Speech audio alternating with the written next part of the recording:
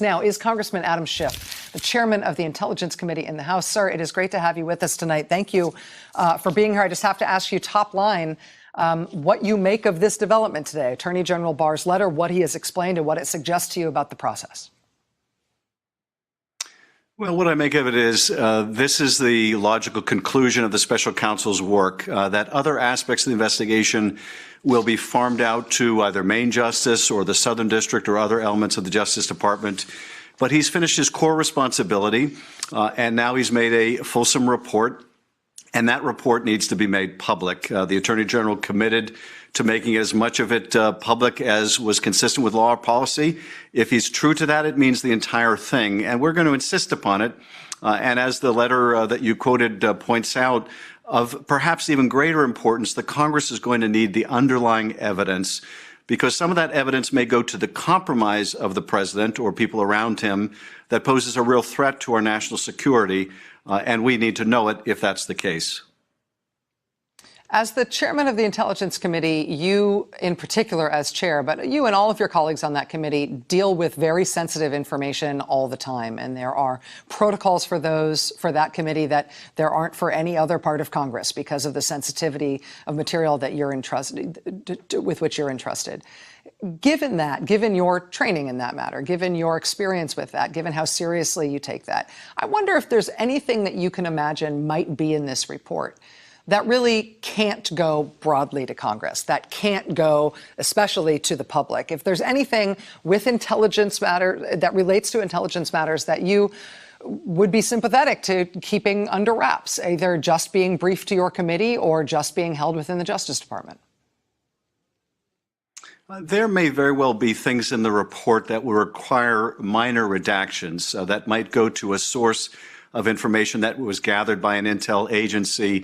I wouldn't be surprised, frankly, if Bob Mueller left those specific source references out of the report. They wouldn't be necessary to the report, but those redactions could be made. It's also fair to point out that the Justice Department has declassified information when it felt it was in the public interest, and indeed declassified FISA application material in the current Mueller investigation, even while that investigation was ongoing.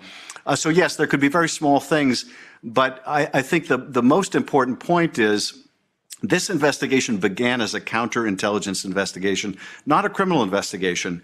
It went to look at the question of whether people were acting as agents of a foreign power. That information needs to be made public. And if we need to do so by redacting information, then we do that. If we can declassify information in the interest of transparency and not sacrifice sources and methods, then we should do that too. What are you going to do if Barr says no? I mean, if William Barr says, this report has been submitted to me, I have the one copy of this report, I believe that the principal conclusions should be briefed, and as far as I'm concerned, the principal conclusions are these are the people that have been indicted, and other than that, there's no Justice Department responsibility to pass anything else on.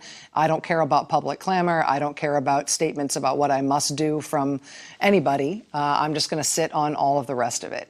I mean, presumably subpoenaing the report, subpoenaing Mr. Mueller himself, subpoenaing other people involved in the investigation. Ultimately, those subpoenas get enforced through the Justice Department, don't they? I mean, if William Barr decided that he was going to dig in his heels and that let none of this out, it's hard for me to figure out what leverage could be used against him. Well, the Congress has considerable leverage, and certainly we would begin by requesting the voluntary production of the information and then move to subpoenas and then move to court enforcement and then think about other means of pressuring the department to be transparent. But it will be unsustainable for the Justice Department to take that position. In the last Congress, Rachel, the Justice Department provided over 880,000 pages of discovery of evidence to the Republican Congress in the answer to subpoenas in an investigation, the Clinton email investigation, in which no one was indicted. Information about Hillary Clinton, about Bruce Orr, about Andy McCabe, about Lisa Page and Peter Strzok. So for the department to maintain that they never provide information in cases that don't result in indictment is simply not true, and 880,000 pages demonstrate that. They did so because there was an intense public interest and need to know, and because Congress insisted. And the case for public disclosure here with allegations that are far more serious is much more compelling. In the case of Hillary Clinton, who did not win the election, she was not in a position to cover up through the Justice Department any evidence of wrongdoing. This president is, and this president, there is, I think, all too much evidence, has tried to interfere, has tried to obstruct. And for that reason, it is all the more incumbent on the Justice Department to be even more transparent. So if we go to court, the Justice Department loses. But more than that, if they fight this, they damage the department's reputation. And I think the same way that the Supreme Court, when it decided Bush v. Gore and threw out decades of precedent, caused the public to view the Supreme Court as potentially just another partisan institution. Should Barr adopt a double standard here, it will likewise damage the reputation of this department and ultimately be unsuccessful.